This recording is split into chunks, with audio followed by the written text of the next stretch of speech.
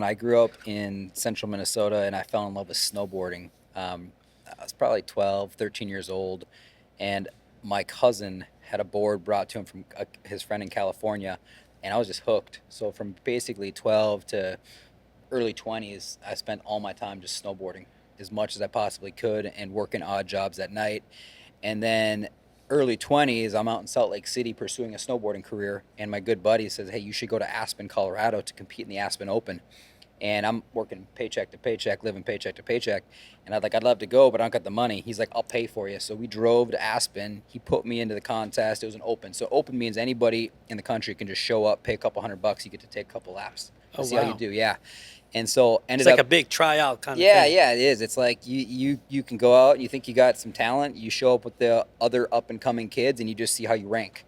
And I ended up getting through semifinals and ended up winning the contest. And so from that point on, my career pretty much launched within a 3 to 6 month period. And I started traveling all over the world, and it was honestly a dream come true. Ended up riding for brands that I loved and admired as a kid in Minnesota, and just was filming and doing contests and shooting photos. And yeah, so that's my background. And then after I'm in my snowboarding career, I'm realizing that I'm making good money and I'm getting taxed to hell. A lot. Yeah.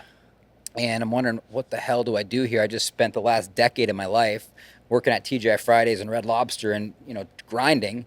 And then all of a sudden I get this big influx of cash coming in, and I got to give 50% of it away. So I started reading every book I could get my hands on just in regards to depreciation and finding a way to actually reduce my tax bill. So that's what brought me to real estate.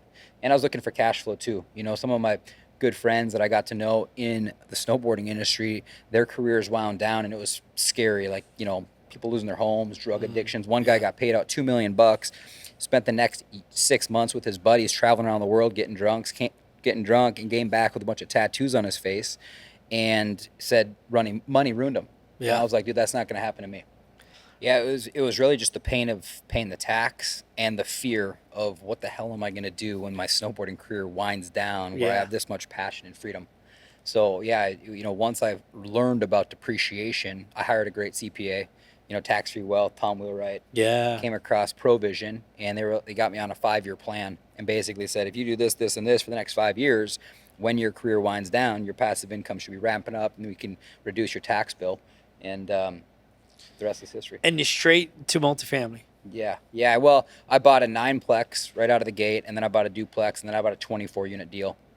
And at that time, I didn't really know what I was doing. I thought I did. Yeah, I probably read 7 to 10 books and went to 4 or 5 seminars. Yeah. But it should have. Luckily, the timing of the cycle was good. It was 2012, so you couldn't really screw it up. Right. So it ended up being just fine. But looking back, education from a professional first would have been wise. Waking up to success, now we getting it started.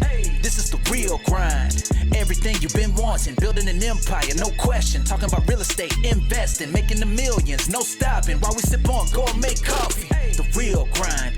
This is the real grind. Let's go.